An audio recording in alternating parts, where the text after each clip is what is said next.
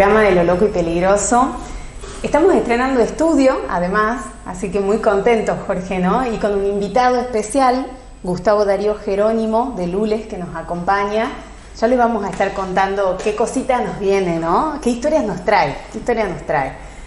Bueno, yo contenta, Jorge, de estar acá. Estamos dando un salto en el programa, me parece. Creo que nos va a ir muy bien en este lugar. Contame vos cómo te sentís. Muy iluminado, con muchas más cámaras. Por supuesto, el amigo Adrián nos ha sorprendido y bueno, tenemos un estudio mucho mejor, digamos. Sin duda estamos subiendo un poquito de escalón, capaz que no en la historiografía, capaz que no en la calidad de lo que hablamos, pero sí en lo que es en la calidad de... Claro, sí, Dios mío. Así que, bueno, Dios quiera que todo sea para bien y para que Tucumán pueda conectarse, contar nuestras historias y poder tener invitados como Gustavo, ¿eh? Totalmente, queremos seguir llevándole historias a la audiencia y este espacio, de hecho, lo valoramos mucho y seguimos apostando también a crecer acá por la cantidad de tucumanos que se acercan, ¿no? Y que de repente nos damos cuenta que hacen algo parecido a lo que hacemos nosotros. Y siempre está bueno ir ahí construyendo una comunidad porque sin duda que las historias así se escuchan más también. Lo que sí nos dijimos dónde estamos. Estamos en otro programa de Lo Loco y Peligroso. Más allá de que hemos cambiado de nuestro estudio, pero sí en Lo Loco y Peligroso. Y bueno, ya vamos a empezar a hablar de lo que nos compete. Lo que sí podemos decir que nos toca hablar de Lules, nuestro Lules, nuestra ciudad de Lules, nuestro departamento de Lules. Y algo vamos a contar y algo tenemos para decir, porque Lules también es un departamento y una ciudad muy histórica. Sí, ¿no? De hecho, siempre que visitamos Lules y pasamos por las ruinas, hablamos de todas las historias que hay ahí, de cómo, del estado en el que se encuentra, todo lo que se podría hacer, ¿no? Desde un polo así. Entonces, hoy tenemos el gusto de contar con un luleño que por el amor, ¿no?, que le tiene también, me parece, a su tierra y a su gente, ha tomado la decisión de investigar, sobre todo investigar la historia de Lules, y tiene cosas muy interesantes que han ido saliendo. Yo lo que quiero destacar, Gustavo, y agradecerte además de que nos estés acompañando en el programa, cuando nos presentamos, vos me decías esto de que no eras historiador, digamos, enfatizabas mucho eso, ¿no? Y que en cambio lo que te movilizó, digamos, a estas investigaciones es la curiosidad. Me gustaría que nos contés un poco cuándo empieza esa curiosidad. Muy bien. Bueno, en primer lugar quiero agradecer la invitación a vos, Jorge, a vos, Belén. Muy contento yo de poder estar acá con ustedes, expresar las cosas que pude recopilar en mis investigaciones, ¿no? Bueno, lo de investigar surge desde niño, siempre tuve curiosidad. Fui Boy Scout mucho tiempo, toda mi infancia, y bueno, me enseñaron muchas formas, digamos, de poder buscar datos, de poder hacer, digamos, mi cultura general un poquito más rica. Y bueno, siempre me pregunté, caminaba por las calles de mi pueblo y me preguntaba, ¿por qué el nombre de la calle? ¿Por qué Emilio Pose la calle? ¿Por qué Julio César Aubiex? ¿Por qué Clodomiro Hileret? Decía yo, me preguntaba para mí, ¿no es cierto? Y bueno, y ahí iba a la biblioteca, siempre fui un ratón de biblioteca, anduve perdido en esos libros hermosos de la biblioteca Nicolás Avellaneda, que ya tiene más de casi 120 años, tiene una biblioteca muy antigua. Yo ya encuentro un parecido, no sé vos. Entonces, bueno, sobre Mariano Gómez, que es el tema que creo que... Ya hablamos sobre Mariano Gómez. Interesante lo que nos dice Gustavo. Sí. Y mucho más interesante cuando, bueno, nos habla de que él quiere vencer su curiosidad, ¿no? Porque capaz que nosotros también fallamos cuando no hablamos de nuestros propios próceres o de nuestros propios hombres que algo hicieron y que llevan el nombre de una calle. Nosotros siempre, por ejemplo, acá decimos, la gente cuando toma un taxi, dice, déjame la calle Muñeca, el 400, el 500, el 700, el 1600, llega hasta el 2600 la calle Muñeca.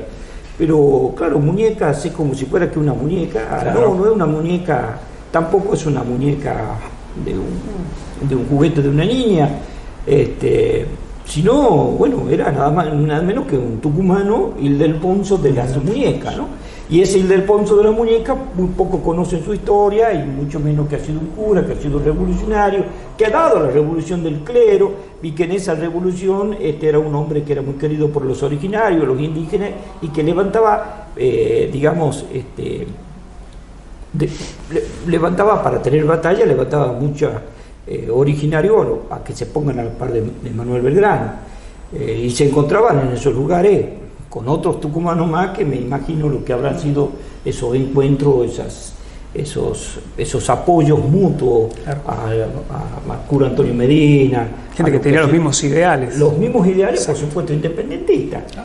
Tanto es así, bueno, que nosotros siempre hablamos del Ildefonso de la muñeca, la muerte que tuvo un día antes de sancionarse, lo que es días antes, digamos el 6 de julio, cuando el 9 de julio de 1816, el 6 es expulsado y asesinado por la espalda, y el 9 se declara la independencia. Te imaginas que haber muerto sin poder haberla visto, ¿no? Que al menos podemos decir de Francisco de Miranda, que al menos le han llegado cuando estaba preso en España, pero a él ni siquiera pudo haber sabido. Entonces, estas cosas que nosotros decimos los tucumanos. Y ahí es donde nos viene y tocamos nosotros un hombre como Gregorio Arau de la Madrid, a donde Gregorio Arau de la Madrid también poco se conoce, poco se dice de este gran hombre y que ha sido tan útil para lo que ha sido Manuel Belgrano. Y bueno, leíamos recién algunos documentos que son de Gregorio Arau de la Madrid, pero que lo trabaja Manuel Elizondo Borda. Y después yo traje un libro, que es el libro a donde Muerto ya Paz, son ideas que le va contestando, porque parece que la Madrid había leído tarde lo que Paz había escrito sobre él y sobre algunas conductas o algunos hechos que habían pasado en nuestra historia. Entonces, en un momento dado, la Madrid se pone a contestarle punto por punto, y entre esos encuentros que, bueno, siempre lo cargaban o decían que la Madrid era un hombre que podía dejar la batalla para ir a buscar caramelos. Entonces, lo cual él decía, no, porque que él nunca iba a hacer eso, que le agradece que él hizo un gen con él, o sea, que lo alaben de esa forma, porque debe haber tenido todo muy controlado para en medio de la batalla mandar a alguien a buscar caramelos. Pero lo que pasa es que él siempre andaba con caramelo y le gustaba el tema del caramelo y siempre invitaba a su... Claro, y en un momento dado parece que le quiere invitar a Alejandro Heredia. Eso le contesta la Madrid a Paz cuando dice, y vino a visitarme momentos antes Alejandro Heredia por pedido de Paz para hacer tal cosa, para que deje un lugar donde estaba él, digamos, cuidando, que casualmente también estaba con Gómez, que ya hablamos de Gómez, y cuando le quiere invitar un caramelo, parece nervioso Alejandro Heredia, le dice que no, que deje de molestar con eso de los caramelos, y que ya lo tenía loco que le invite caramelo cuando estaba en esos momentos tan nerviosos. Entonces, de ahí puede ser que la Madrid después, o sea, el mismísimo Heredia le diga a Paz esto de que estamos en pleno campaña, claro, o por entrar en batalla y me ofrezca caramelo, como que lo volvía loco. A mí lo que más me impresiona de todas esas anécdotas es como la transmisión oral de la memoria, ¿no? Cómo va adheriéndose como características para hablar de una persona, pero que, digamos, a uno le llega ya como una anécdota, te llega como esto, en las memorias, y cuando te pones a pensar en ese momento vivo, claro, te das cuenta, era un hombre que llevaba caramelos en el bolsillo, o sea, eran personas, digo, eran personas comunes como nosotros, digamos. Ahora te imaginas, después viene la industria del azúcar, después viene la industria claro. O sea que hubiera toda la Madrid hoy siendo, digamos, yo igual me voy a dedicar a hacer la preguntona, porque de la Madrid no conozco absolutamente nada, así que sí me gustaría, Jorge, que empeces contando quién es la Madrid, quién es y quién era Paz, que es el que escribe de él. Sí, bueno, Gregorio Arau de la Madrid era un tucumano, un fuerte hombre que era muy niño, digamos 17 años cuando empieza a estar a la par de Manuel Belgrano, pero tenía unas convicciones interesantísimas. Lo que pasa es que está un poco olvidado y guardado, porque cuando escribe Paz es como que después la historia se centraliza y Paz era como que no lo comprendía a Lamadrid, cómo peleaba, qué es lo que hacía, o bien era como tenerle un poco de una mirada rara, como diciendo, Lamadrid era muy intempestuoso. La batalla de Tucumán, por ejemplo, nadie le reconoce sus hechos a Lamadrid, cuando fue Lamadrid el que empezó a quemar los pastizales, y ante el humo de la quema de los pastizales, imagínate estar subido en un caballo, lo que puede suceder, y a su vez haber llevado personas y hombres que trabajaban en ese momento, digamos, como cazadores o como digamos a degüello a cada realista que pasaba en su caballo, y entonces empezaban a mirar lo que había en el terreno. Entonces, espantados los caballos, mirando que no era una batalla, digamos, de enfrentamiento entre batallones, bueno, empieza a suceder todo, y a partir de ahí se cuenta como que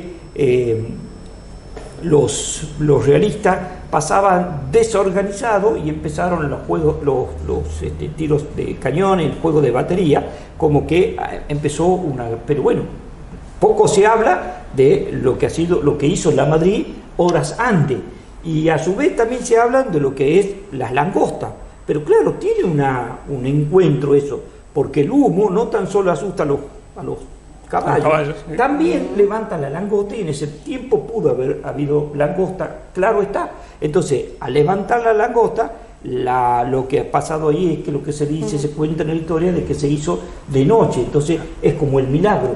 Bien, si hay el milagro, que yo no voy a dejar de decir que no hay un milagro, porque todo esto son parte de un montón y de muchos milagros, Lamadrid ha sido uno de los hombres que ha fomentado esto para trabajar. Pero ¿por qué está desconocido para nosotros? Porque el mismísimo Lamadrid o el mismísimo Paz es como que esto lo achicó, no lo contó de una forma tal. Y ese punto es a donde nosotros empezamos a trabajar y decimos que Lamadrid, así como Belgrano lo tenía Lamadrid también tenía otro hombre. Y por ahí es cuando Gustavo me dice, che, pero no lo conoce nadie, Gómez, nadie sabe de esto, Entonces ahí es donde empiezan estos desencuentros que tenemos. ¿Sabemos dónde vivía Lamadrid? Y bueno, sí, Lamadrid vivía, supuestamente vivía a donde hoy estaría, digamos, el Hospital Padilla, en esos lugares, un poco antes por el Barrio Sur, sí, por donde está su calle. Claro, pero claro, siempre estamos hablando de que todo eso eran fincas, ¿no? Claro, y bueno, pero era un chico, un gran combatiente con mucha fuerza y mucha polenta, podemos decir. Un estratega, por lo que me contás, además. Un estratega acompañado con suerte, como lo de las langostas, digamos. Sobre todo era testarudo, creo yo, porque él no le tenía miedo al fracaso. Él se volvía a levantar, volvía a intentar, digamos, dentro de todas las batallas que tuvo Lamadrid, ¿no es cierto?, a lo largo de las guerras de la independencia y después sobre las guerras digamos, fratricidas que hubo, ¿no es cierto?, de la reorganización nacional. Más perdió batallas que ganó, pero él nunca se rindió. Sí, claro, lo dieron por muerto varias veces. Sí, varias veces. Bueno, estamos cerrando este primer programa de Lo Loco y Peligroso. Ya seguimos recién presentando el tema para lo que vamos a hablar con el amigo Gustavo. ¿Puedo preguntar algo? Sí. ¿Por qué locos y peligrosos eso? Bueno, lo loco, hermosa pregunta, porque el programa le llamamos Lo Loco y Peligroso porque en algún momento los británicos decían que era loco y peligroso pensar en independencia en esta tierra. Entonces, como a Mariano Moreno le decían tranquilo, como diciendo tranquilo con eso de la independencia, tranquilo con eso de la libertad. Entonces nosotros decimos... No vaya a ser que les guste. Que, claro, cada cosa de esta decimos, bueno, es loco y peligroso pensar y hablar de lo que fue nuestro hecho de independencia. Así que seguimos en el próximo programa y seguimos hablando de Lules, seguimos hablando de los hombres tucumanos como Lamadrid y Gómez, que nos va a contar lindas cosas, Gustavo.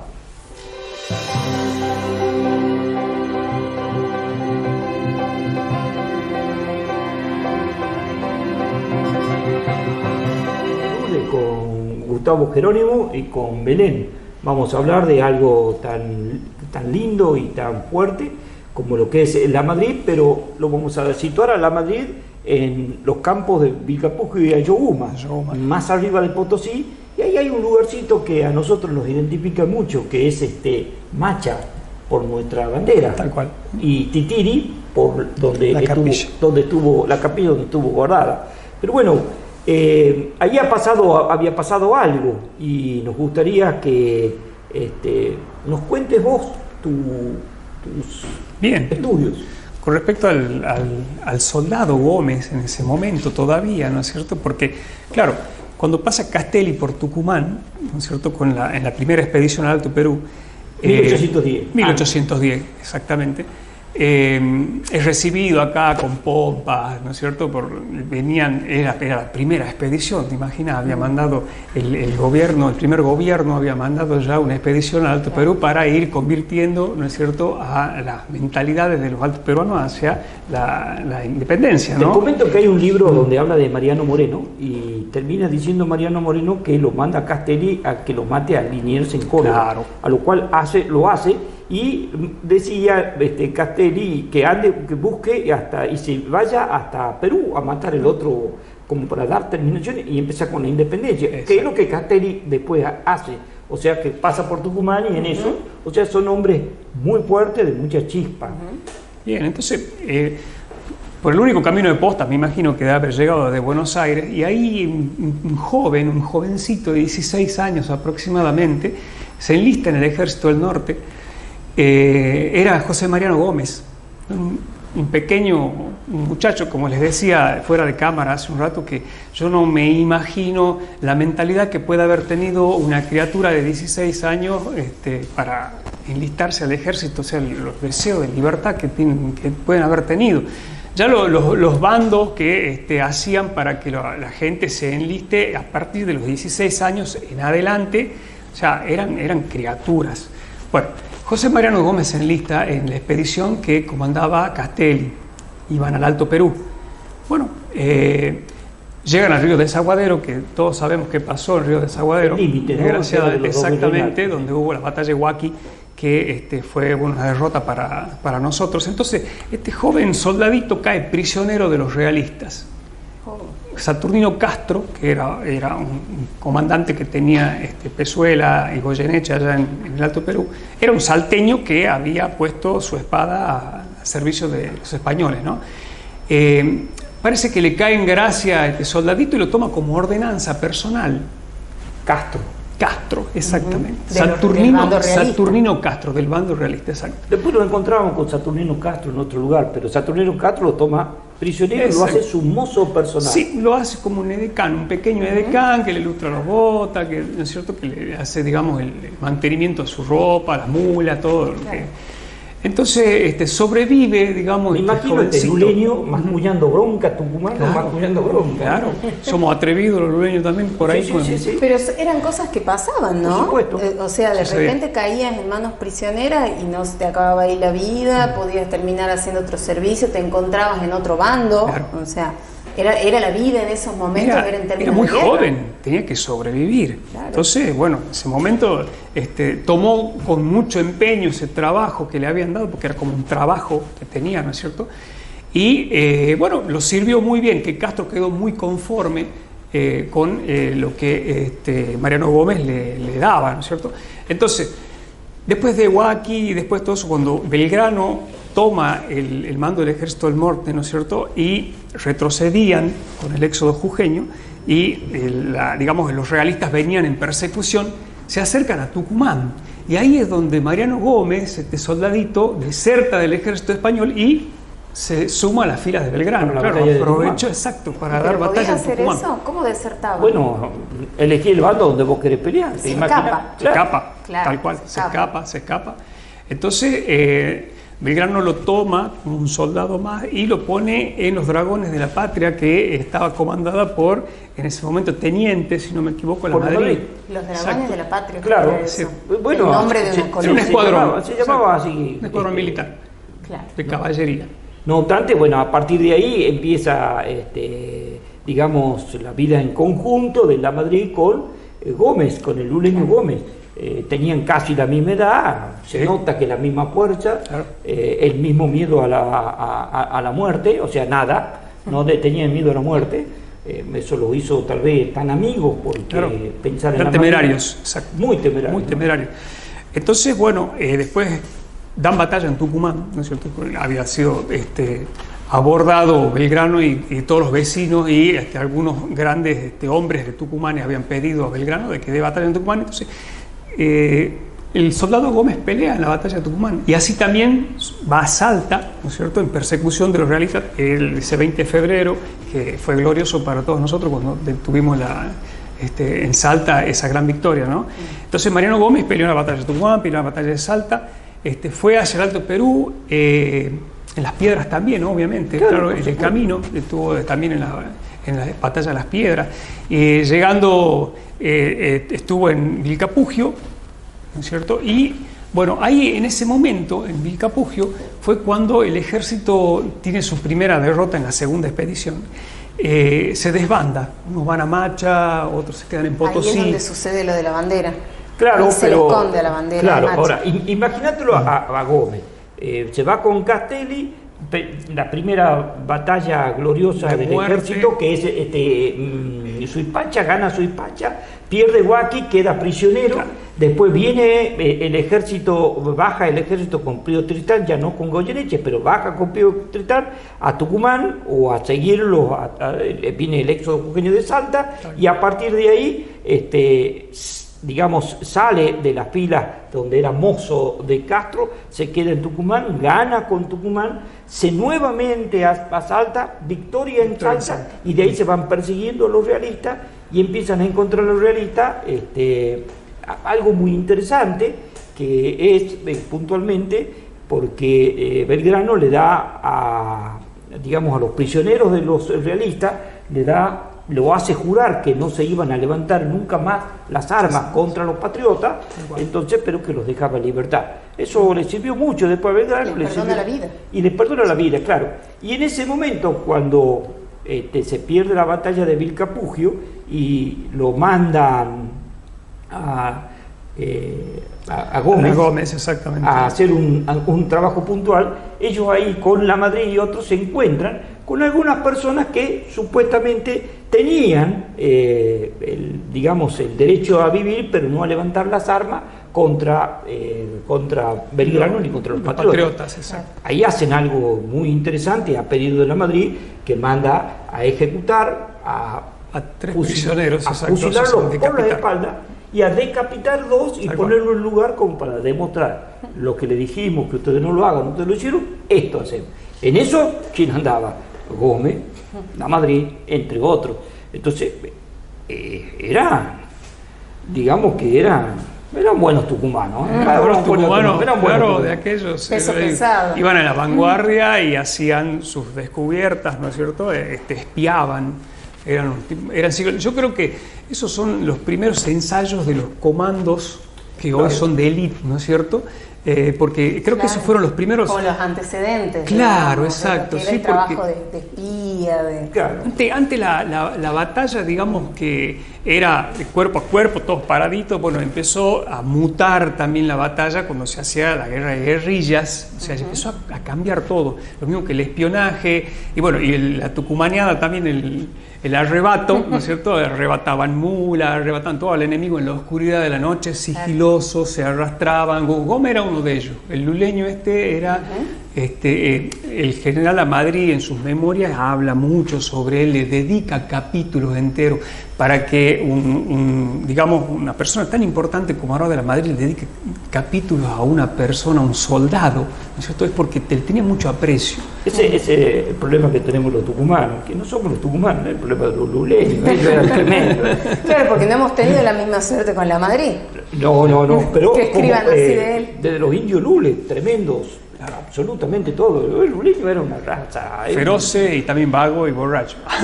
Pero fuerte, y cantores, ¿no? Cantores, cantores. Hasta sus muertes cantaban. Claro, cantaban hasta su muerte. Bueno, en ese proceso, cuando se estaba perdiendo Vilcapugio, ya estaba Belgrano en marcha, hace un trabajo con la Madrid y ahí quedamos, ¿no es cierto? Tal cual. Bueno, ahí manda al general Belgrano a La Madrid a hacer un espionaje, ¿no es cierto? Y se dan con que había una tropa de 50 soldados españoles acampando en un lugar que se llama Tambo Nuevo. Entonces, La Madrid manda a Mariano Gómez, a Albarracín y a Salazar, que eran dos cordobeses, que parece que eran muy amigos, ellos eran jovencitos, se habían enlistado juntos, eran muy jovencitos. Entonces los manda con un indio y un vaquiano que vayan a espiar, digamos, estos soldados que estaban acantonados en Tambo Nuevo. Solo tenían que mirar, ¿no? Que mirarlos, nada más, exacto. Espiar, ver cuántos eran y cómo los podían, digamos, asaltar con toda ya la tropa. Y volver con la info. Tal cual. Entonces, bueno, en ese momento cuando llegan se dan con que en la posta de Tambo Nuevo estaba durmiendo una avanzada de 10 soldados, ¿no es cierto? Y el centinela dormido, todos los fusiles amontonados en un lado, qué sé yo. Ellos arrastrándose ven que era muy, muy posible hacerles un arrebato de los fusiles, pero dicen, no, los fusiles no nada más, no, a ellos también. Entonces Mariano Gómez perpetra, ¿no es cierto?, que con sus compañeros hagan de cuenta que son muchos, ¿cierto?, y así dormidos, caerles de golpe y manos arriba, todo. Entonces toman prisioneros. Que nadie se mueva, le abre la puerta y que nadie se mueva. Era uno loco y peligroso. Exacto. Era loco y peligroso. Entonces, bueno, un luleño loco y peligroso. Loco y peligroso el luleño. Entonces, bueno, los dos cordobeses, por supuesto, hicieron esa acción, ¿no es cierto?, y tomaron prisioneros. Entonces, bueno, en lo que iban con los prisioneros a presentárselos a Belgrano. Claro, ahí La Madrid cuenta en un documento que dice La Madrid que lo ve llegar al Albarracín solo a caballo a galope y se asusta, como dice, ¿qué ha pasado con Gómez, con lo que mandaba, con los dos indios? Y viene al Albarracín gritando viva la patria, se baja y le dice, bueno, hemos hecho tal cosa, y le dice, ¿y dónde están? Bueno, y entonces, eufórico volvió al Albarracín. Claro, bueno, entonces va a La Madrid a buscarlo y claro, se encuentra con que tenía 10 prisioneros, claro. 8 soldados y dos.